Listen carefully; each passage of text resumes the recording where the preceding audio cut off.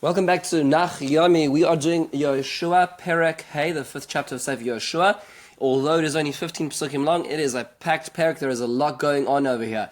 So we are immediately following the crossing of the Yarden, of the Jordan River, and we're told immediately that the impact of this socially is quite incredible. Everybody's hearts melt, meaning to say all the nations are terrified of Israel. You can imagine they walk into the river splits, nobody is waiting to wage war with Israel, and that's kind of the closing moment of the Yarden River, which is the first part of this Perek. We now move into the next episode, where now they're comfortably sitting on the banks of the Yarden, of the Jordan River, on the west side, what we call the West Bank today, or what the newspapers call the West Bank today, Yehuda and Shomron, as we know it. And it says that Yoshua now circumcises everybody. He distributes sharp stones, right? We know the instrumentation is a little different to today. He distributes sharp stones. Everybody, all the males are circumcised, and the Psukim go on to explain that the Bnei Israel were not circumcised during the desert experience, and now they finally are experienced. The next section talks about how that immediately following this, we know that they crossed the Yarden on the 10th of Nisan, so immediately following this, of course, is Pesach.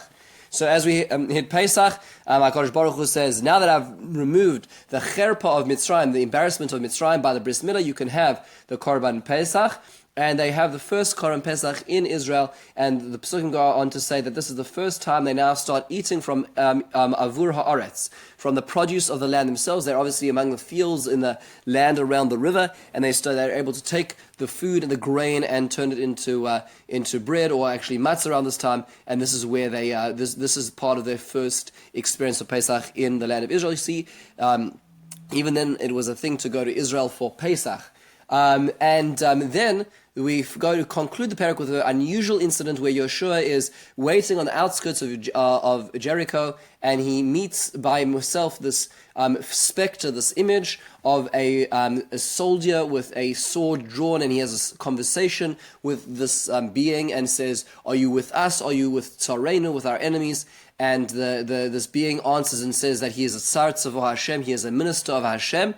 And he came now, and Yoshua prostrates himself, realizing this is an expression of one of the powers of Hashem in this world, and he is told to remove his shoe, because he's standing on Admas Kodesh, on holy ground, reminiscent a little bit of what happened with Moshe Rabbeinu at the burning bush, to a certain degree.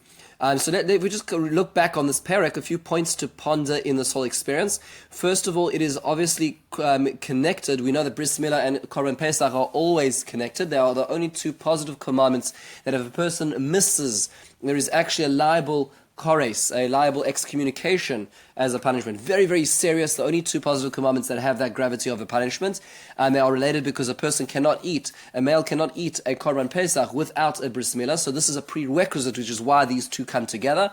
As we talk about in the Seder, when we say when we talk about the bloods, I passed over you in your bloods. The two bloods are the Korban Pesach and the Mila, because before they had the Korban Pesach in Mitzrayim, they needed to circumcise themselves. So too over here, as they enter the land of Israel, they are circumcising themselves before they have a Korban Pesach. Quick question, why were they not circumcising themselves in the desert?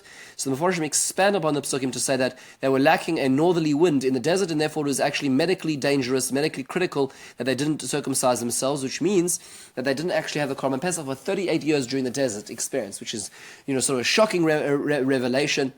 In a kind of the way we think about history. At the same time, the Pasuk over here describes something unusual about this Bris Milah. It says that Yoshua circumcised them twice. Now, generally speaking, this is the kind of thing one really only does once a lifetime, to remove the foreskin.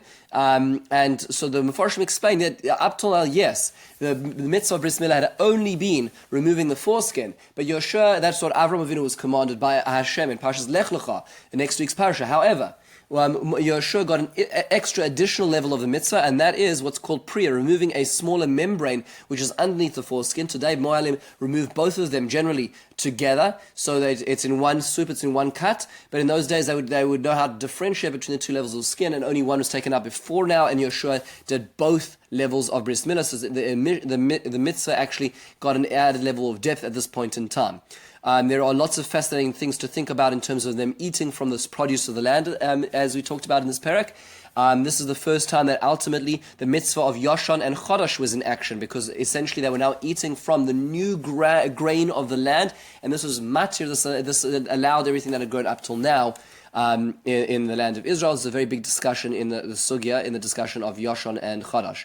Finally, when we're coming back to this malach at the end of the experience, there is a lot of literature on who this is. Why? Rashi says simply this is the malach Michael, who's here to help Yeshua on the war front. We're about to enter into the battle of Yericho, and so of course he is now coming as that's why he has his sword out, because he is there to give military assistance. Rashi points out that in the Torah itself, Hashem at a number of points suggests that a malach accompany Moshe Rabbeinu throughout the desert as protection, or is going to be the person who brings them into the land.